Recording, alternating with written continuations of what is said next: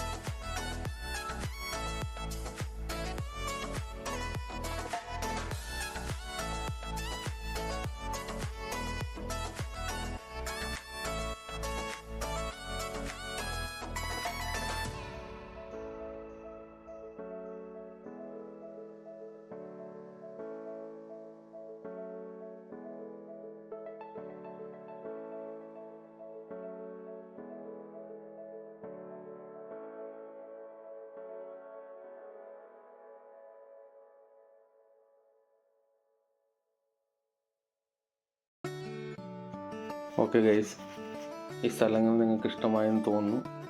ഇഷ്ടമായെങ്കിൽ നിങ്ങൾ ലൈക്ക് ചെയ്യുക. വീണ്ടും ഇതേപോലത്തെ വ്യത്യസ്തമായ സ്ഥലങ്ങൾ കാണുന്നതിന് വേണ്ടി എൻ്റെ ചാനൽ സബ്സ്ക്രൈബ് ചെയ്യുക. അപ്പം എല്ലാവർക്കും ബൈ. ഓക്കെ.